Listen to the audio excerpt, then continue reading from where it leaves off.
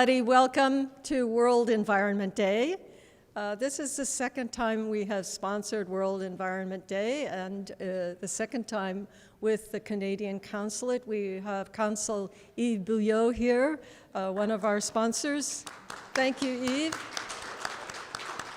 All of this wonderful food at the reception is compliments of the Canadian Consul. And also we have other sponsors, the UN Environmental Program. And some of you may remember the ozone hole. And did you know that it was the UNEP that was responsible for reducing the size of that ozone hole? Remember chlorofluorocarbons?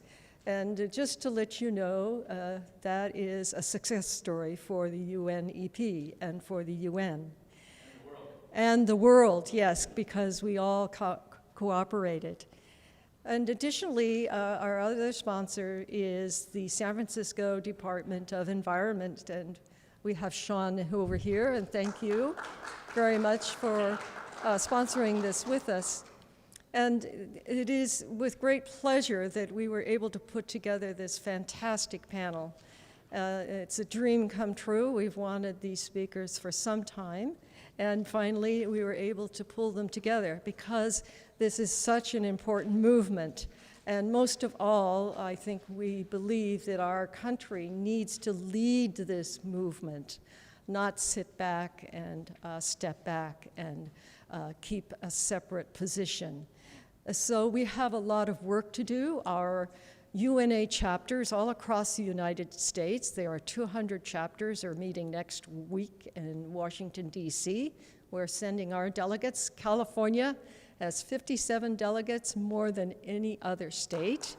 And this is the first time that all of our states are represented in Washington, D.C. We're really on the alert now, and it is a very historic time. And your being here is going to make it even more significant. Thank you for coming on this beautiful day when there are so many other things we can be doing. And so it was also great fun to work with the Consul General of Denmark, and we have the Consul General of Denmark here as a speaker, as another sponsor, and thank you. And we have Nelson Berry. He is our moderator. He is a trial lawyer and very involved in environmental leadership and advocacy, as well as humanitarian efforts here and abroad.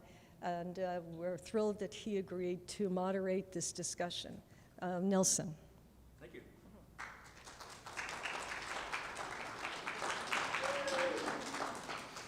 The modest Nelson, that's what you're getting tonight. Just a little postscript to what Mary was saying. The United Nations Association of San Francisco is responsible for putting on this program. Mary is the president of the board of directors. I'm also on the board. There's several other board members here. Would you raise your hands if you're on the board member? Okay, good. You can see the people raising their hands. In the last few years, we went from 5 board members to 21. We have a very a group with a lot of vitality. We have a lot of young people under 40, and yes, and our very important partner, the reason we are able to hold these incredible monthly panels is because of our partnership with the American Legion Post 315. And sitting in the far rear of the room is Paul Cox, and we thank you so much for making all of this possible. We look forward to working with the Veterans for Peace on many mutual issues. In May of this year, the IPBES, which is the Intergovernmental Science Policy Platform on Biodiversity, issued a report that said, nature is in more trouble now than at any other time in the human history, with extinction looming over 1 million species of plants and animals. This was the United Nations' first ever comprehensive report on biodiversity. And in the middle of this slide is the exact wording from the report. Nature's dangerous decline unprecedented, species extinction rates accelerating, current global response insufficient, transformative changes need to restore and protect nature, opposition from vested interests can be overcome for public good, most comprehensive assessment of its kind, 1 million species threatened with extinction.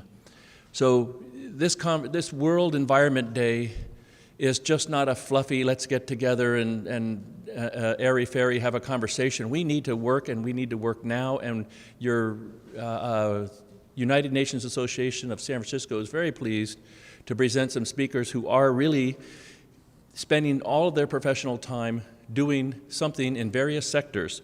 So the first speaker that we're going to be having today, don't come up yet, Rob, is Robert Claiborne, and he's an architect that's licensed in both Canada and the United States, and he has a great deal of expertise in sustainable design of buildings at the Canadian architectural firm called Dialogue.